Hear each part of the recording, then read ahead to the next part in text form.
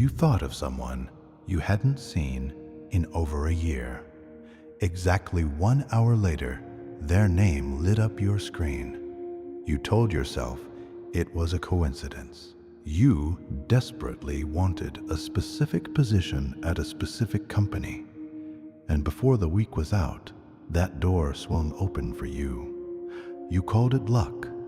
You were broke, down to your last dollar, when an urgent need landed in your lap, and out of nowhere, from a direction you never could have predicted, just enough money found its way into your hands. You called it fate. None of it was coincidence. None of it was luck. None of it was fate. What you experienced has a name. It has a mechanism. It has rules. And once you understand how it operates, you will never again look at your life the same way. Carl Jung, one of the most penetrating minds in the entire history of human psychology, dedicated the greater part of his life to mapping exactly this phenomenon. And what he uncovered is not something they teach in universities. It is not something the mainstream wants you to know, because the moment you truly grasp it, you stop being a passenger in your own existence and become the architect of it. What you are about to hear will not comfort you. It will not hand you a feel-good formula or a 5-step morning routine. It will dismantle the way you understand reality and rebuild it on a foundation that is ancient, scientific, and ruthlessly precise. Every thought you have right now is either building the life you want or dismantling it. There is no neutral ground. There is no pause button. The process never stops, whether you are conscious of it or not. Stay with me, because by the time this ends, you will understand something most people spend their entire lives completely blind to. Before we go any further, right now, drop a comment below and write only this: 11, I am awake and I choose my reality. Not because it is a motivational phrase, because it is an acknowledgement of something that is already true. You are already creating your reality every single second.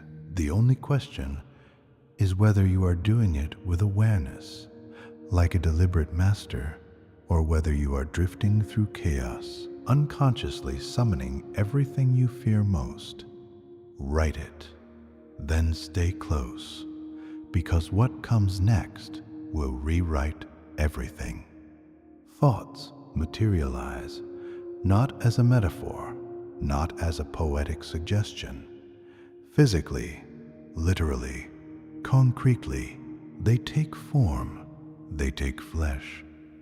They walk into your life through the front door wearing the face of circumstance. Jung proved this, and he did not prove it through abstract philosophy. He proved it through direct, documented experience, starting with one of the most astonishing moments in the history of modern psychology. Jung was sitting in his office with a patient.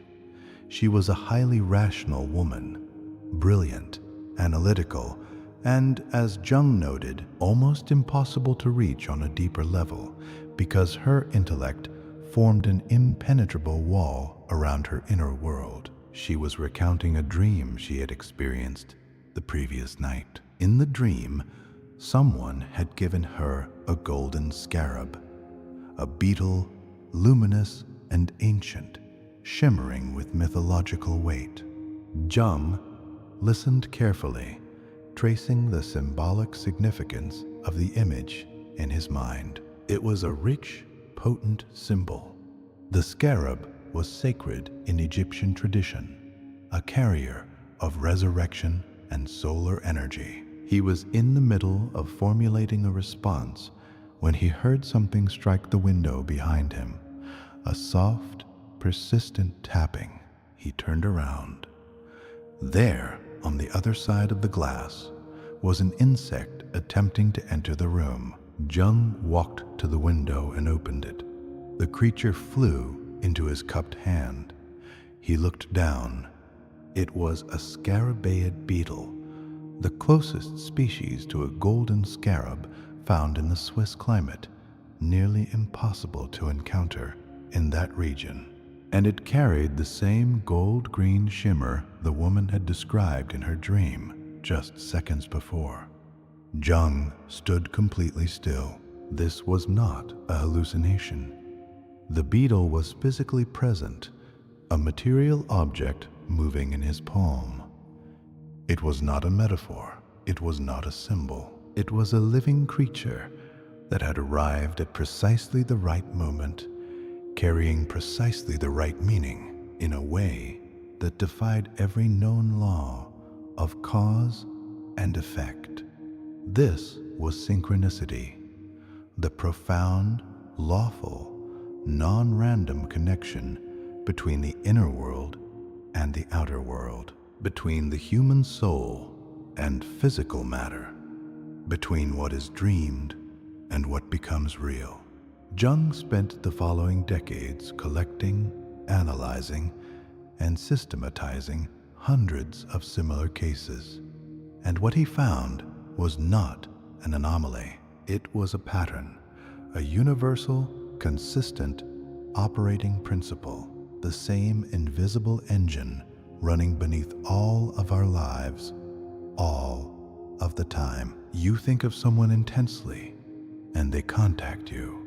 You desperately need something, and it appears.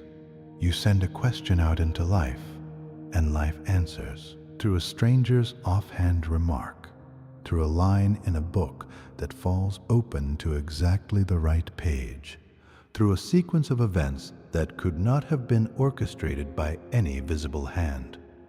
Most people dismiss these moments. They laugh them off.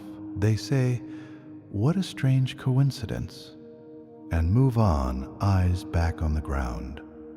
Jung saw them for what they are, a flawless system, a mechanism by which the unconscious mind organizes external reality, a force that draws events, encounters, and outcomes into alignment with whatever is most alive inside you, your deepest fears, your most burning desires, your most entrenched beliefs.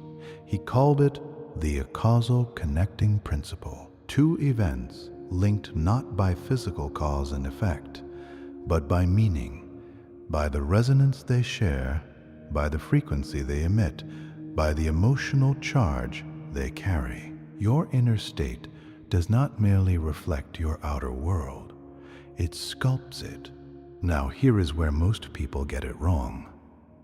They hear this and they think it is about positive thinking, about affirmations, about writing your goals on sticky notes and staring at a vision board until the universe delivers. It is not.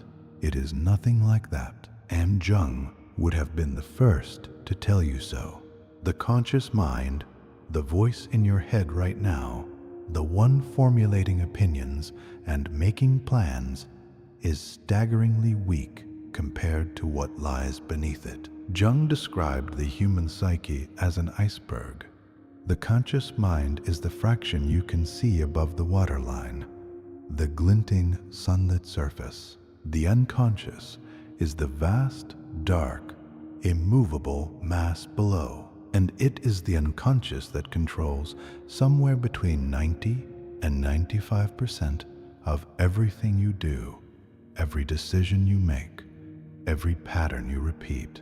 You can stand in front of a mirror every morning and declare that you deserve abundance, but if the layers beneath that declaration are carved with the belief that money corrupts, that wealth is something that belongs to other people, that you are fundamentally unworthy of ease, then the unconscious wins every time, without exception. Jung said it with surgical precision. Until you make the unconscious conscious, it will direct your life and you will call it fate. That is a clinical diagnosis of the human condition. If you carry a deep, unexamined terror of failure, the unconscious does not ignore that terror.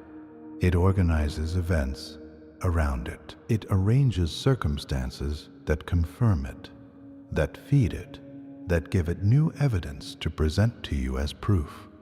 You get passed over for the promotion you deserved. The investment collapses. The opportunity evaporates. And you sit with your hands in your lap and say, "Nothing ever works out for me." But nothing is happening to you. Everything is happening through you. If you carry the buried conviction that you are unworthy of love, you will not attract people who see your worth. You will attract, with magnetic precision, exactly the people who will confirm that unworthiness, who will leave, who will use, who will diminish. The scenario repeats. You call it terrible luck. Jung would call it synchronicity, operating through an unexamined wound. So the first practice, the foundational one, is excavation. Choose the area of your life where you keep stumbling.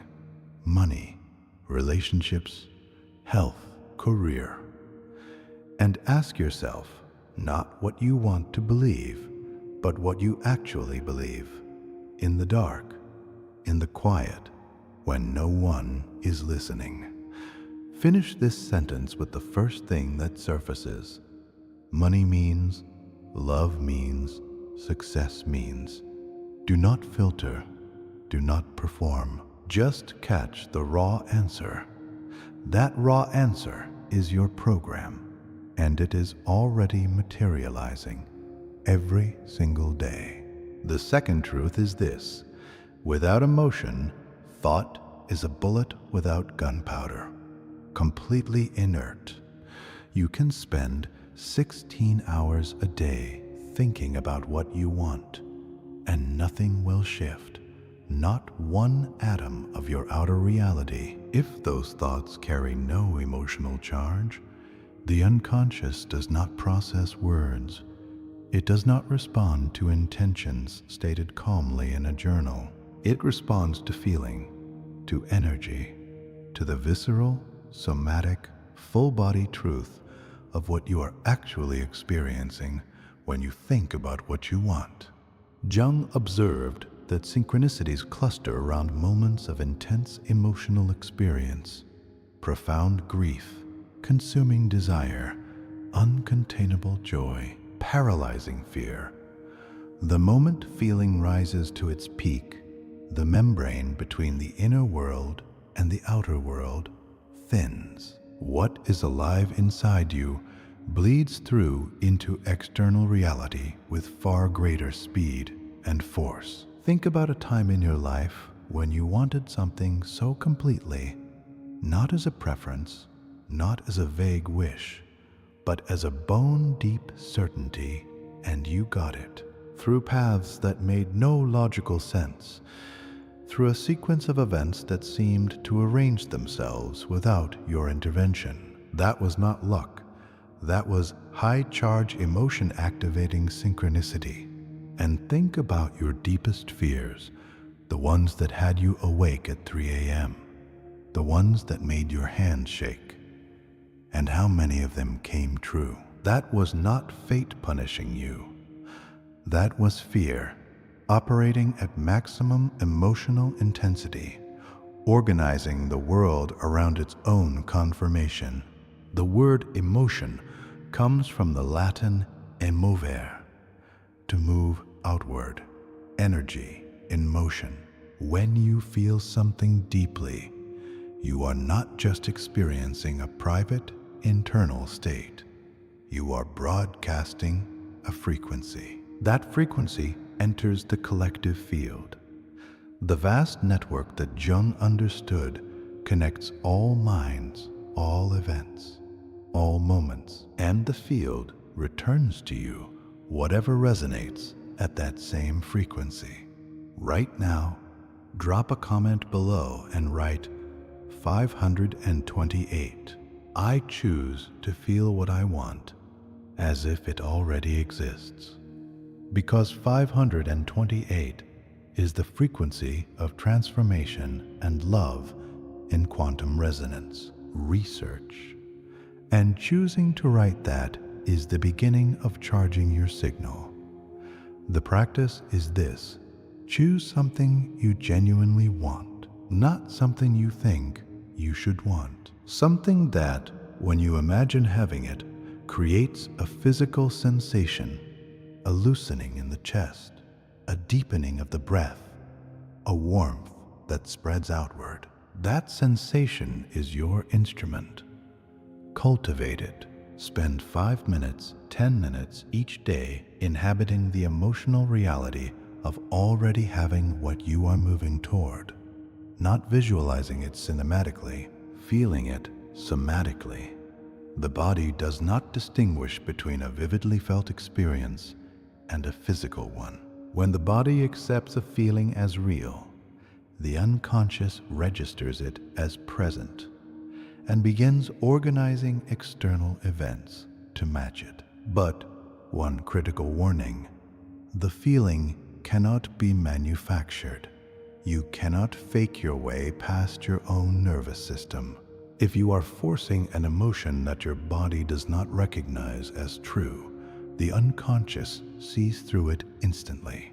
Instead, find a memory, a moment when you genuinely felt safe, capable, loved. Inhabit that memory physically. Let your body recall it. Then transfer that felt sense toward what you are moving toward now. Borrow the emotional truth of the past to prime the frequency of the future. Emotion is the bridge. Without it, thought remains a private fantasy, sealed inside your skull. With it, thought becomes a signal, picked up by the unconscious, transmitted into the field, and answered by the outer world. The third truth: wherever your attention goes, your energy flows.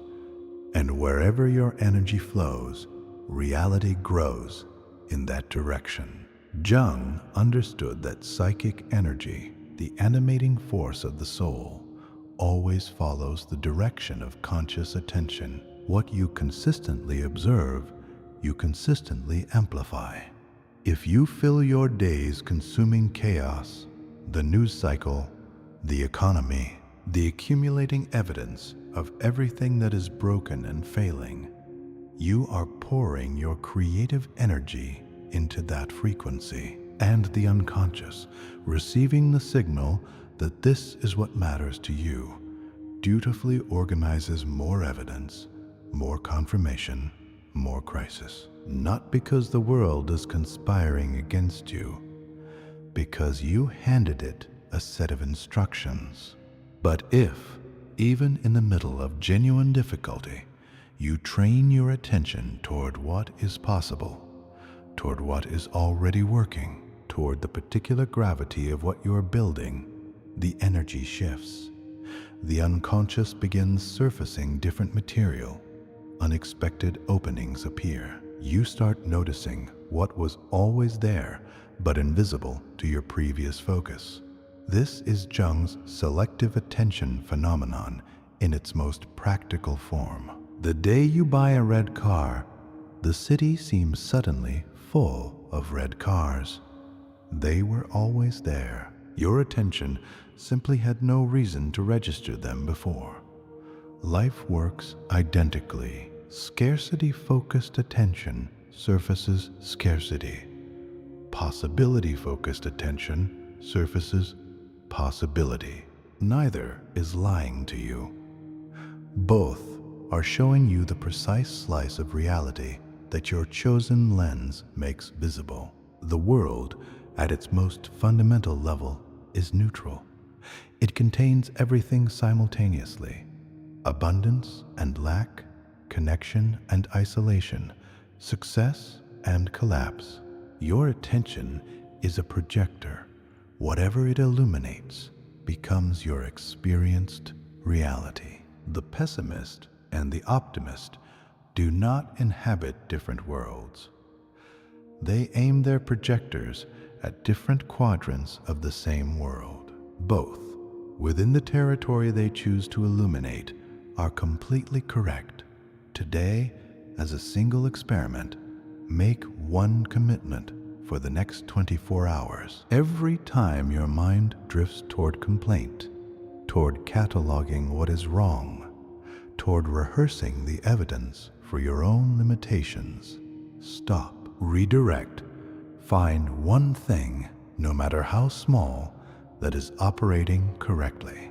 One thing you can be grateful for without lying to yourself. Do not suppress the problem. See it. Address it if it requires action. But do not let your mind set up permanent residence inside it. At the end of the day, observe what changed, not in the world, in what the world showed you. The fourth truth is perhaps the most practically useful of all. Synchronicity is the native language of the unconscious. It is how the deepest part of you communicates when words are insufficient. When the unconscious has something critical to deliver, a direction, a warning, a confirmation, it does not tap you on the shoulder and speak plainly. It stages events. It arranges encounters. It places a sentence on the lips of a stranger at the precise moment you most need to hear it. It opens a book to exactly the page that holds your answer. It routes you through what feels like accident toward exactly what you need. Jung called these moments meaningful coincidences. The key word is meaningful. Not all coincidences carry significance, but when an outer event produces a deep inner resonance, a sensation of recognition, of something clicking into place, of sudden clarity, that resonance is the signal. The unconscious is speaking. The question is whether you are listening. Most people are not. Most people walk through a landscape saturated with signals and see only noise. They have trained themselves through years of rationalist conditioning to dismiss the felt sense of meaning as sentimental fantasy. And in doing so, they cut themselves off from the most intelligent navigation system they possess. Jung taught his patients to develop what he called symbolic literacy, the capacity to read the language of synchronicity, the way a skilled reader reads text, not to project meaning onto every parking ticket or broken shoelace, but to pay particular attention to those moments when outer events and inner states align in a way that produces genuine resonance. Here is the practice. When you are standing at a genuine crossroads, a decision that carries real weight, pose a clear question to the unconscious. Say it aloud, write it down. Treat it as a direct inquiry to the deepest layer of your own intelligence. Then release it. Return to your day. Keep your attention open, not anxious, not grasping, simply receptive. Notice what appears. Notice what repeats. Notice what produces that particular inner hum of recognition. When you encounter something that resonates, resist the temptation to analyze it to death. Instead, feel it.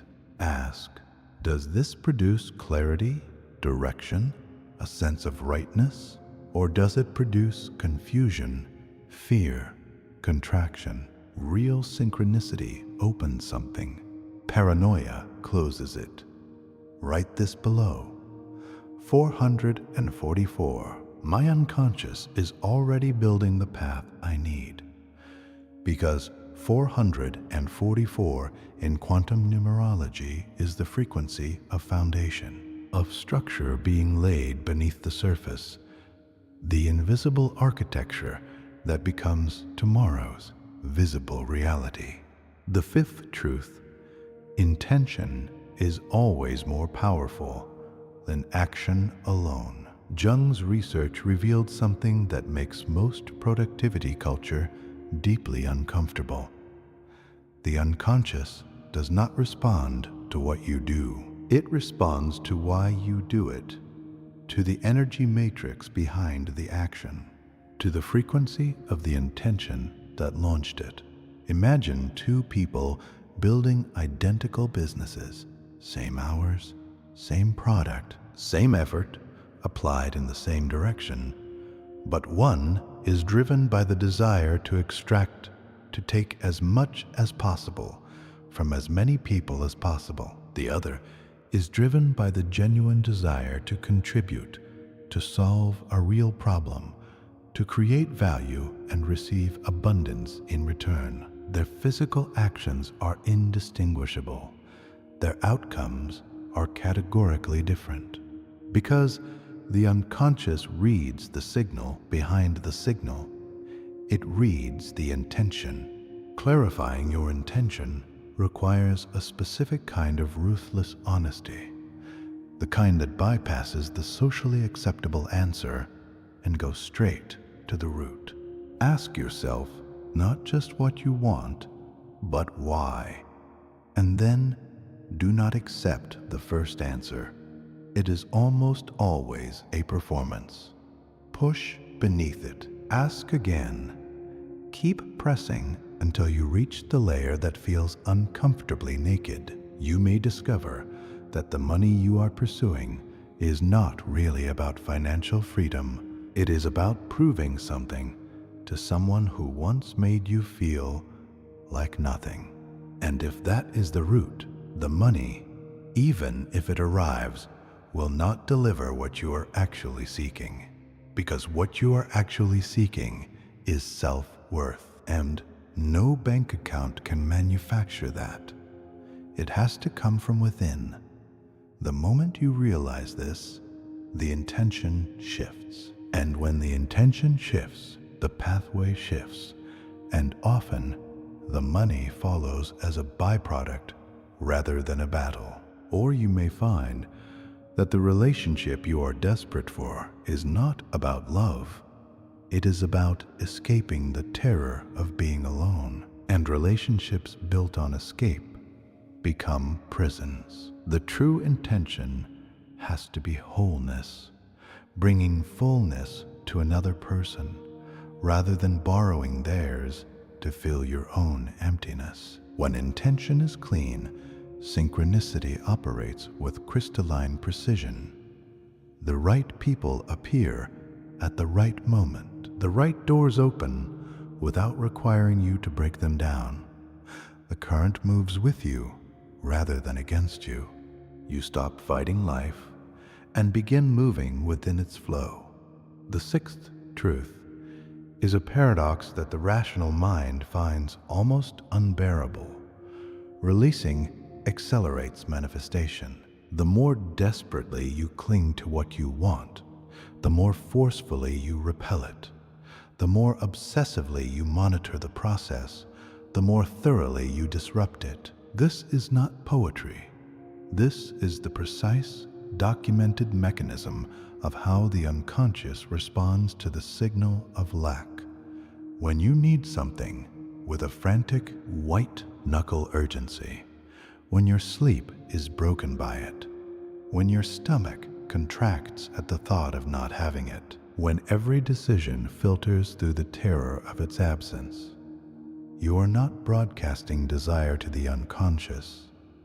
You are broadcasting deprivation, and the unconscious, with ruthless fidelity to its own operating principle, returns to you more of what you are most powerfully radiating, the experience of not having. Jung documented this in his clinical work repeatedly. A woman who had spent years in a desperate, frantic search for a partner, trying every strategy, monitoring every interaction for signs of potential, making the pursuit her entire center of gravity, came to him having failed repeatedly and completely. Jung told her to stop searching, to redirect her energy entirely toward her own life, her own development, her own joy, her own becoming. She followed the instruction, and weeks later, without effort, without strategy, in the middle of an entirely ordinary moment, she met exactly the person she had been seeking. Releasing is not passivity. It is not resignation. It is the removal of the static, the noise of desperation and control that was blocking the signal. It is the decision to act from inspiration rather than from fear, to plant the seed and trust the soil rather than digging it up every morning to check whether it is growing. Offer your desire to the unconscious the way you would place an order in a restaurant. You tell the kitchen what you want. You do not follow the chef into the kitchen to supervise the preparation. You trust that the order has been received, and you return to your conversation, to your glass of water, to the present moment. And right now, write this: 888. I release control and let abundance find its way to me. Because 888 is the frequency of infinite flow, of the loop completing itself, of what was sent out returning, amplified.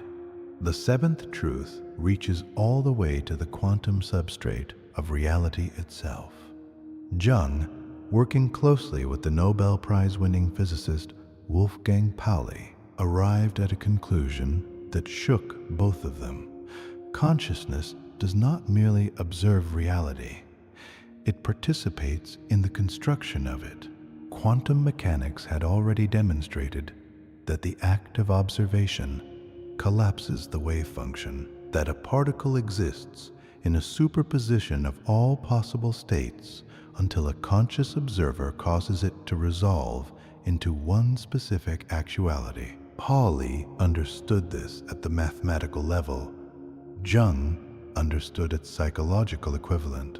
The collective unconscious, that vast transpersonal field that underlies and connects all human minds, is not an archive of the past. It is a living field containing every possible future, every possible version of every possible life, simultaneously present in a state of pure potential. Your consciousness, your attention, your emotion, your belief is the instrument that collapses that infinite superposition into your specific lived experience. This means your fate is not written.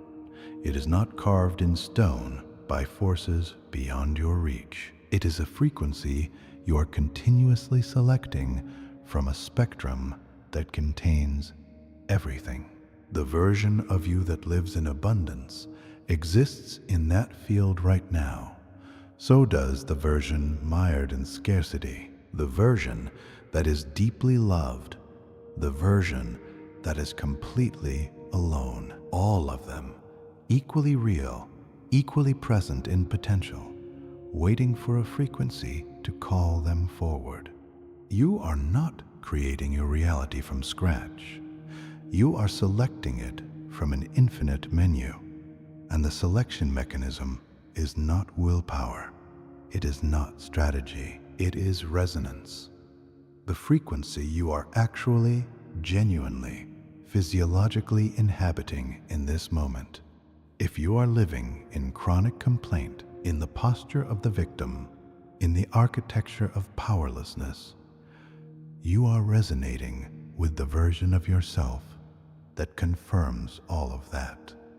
The unconscious, reading your frequency, retrieves that version and delivers it to you through synchronicity, through events, encounters, and circumstances that match. But if you recognize your own power, not arrogantly, not performatively, but genuinely in the body, in the nervous system, you begin resonating with the version of you that has already arrived, and the unconscious begins collapsing reality in that direction. The practice. Close your eyes, allow yourself to feel. Not imagine cinematically, but feel physiologically the version of you that is already living the life you are moving toward. How does that person breathe? How do they carry their weight? How do they respond to difficulty? What is the texture of their daily experience? Now bring that frequency into your body, not as pretense, as a genuine tuning, a deliberate adjustment of the instrument.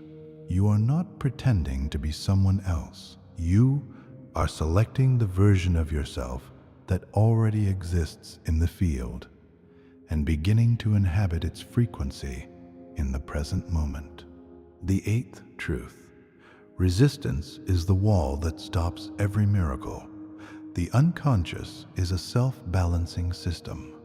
For every desire you consciously hold, it scans for the opposing force, the hidden counter-desire, the buried fear, the unexamined belief that wants the opposite thing. And when that opposition exists, it does not simply weaken the signal, it cancels it entirely. This is why people spend years wanting something they never receive, not because the universe is withholding, because they are simultaneously wanting it and opposing it with equal force, creating a deadlock that neither movement nor time can resolve. A woman who consciously wanted partnership but unconsciously equated intimacy with the loss of freedom she had witnessed in her parents' marriage. Her unconscious was not sabotaging her, it was protecting her from what it believed to be a genuine threat. Every time a viable relationship appeared, the deeper system flagged it as dangerous and manufactured a reason to exit. She was not unlucky in love. She was perfectly consistent, perfectly faithful to the deepest operating instructions she carried. The resolution is not to overpower the resistance. It is to understand it, to sit with both sides of the conflict and give each one its due. Yes, I want connection, and yes, I am afraid of losing myself in it. Both are real. Both are valid. How do I honor both? That act of integration, of bringing the two opposing forces into conscious dialogue, dissolves the deadlock. The blocked energy releases, and what follows is often a synchronicity so precisely timed that it seems almost theatrical. The right person appears, the right opportunity materializes, the right door swings open at the exact moment the inner conflict resolves. Your own blocked desires are pointing directly at your unexamined resistances. Where in your life have you wanted something for years without receiving it? Go there. Ask, if I had this today, what would I be afraid of losing?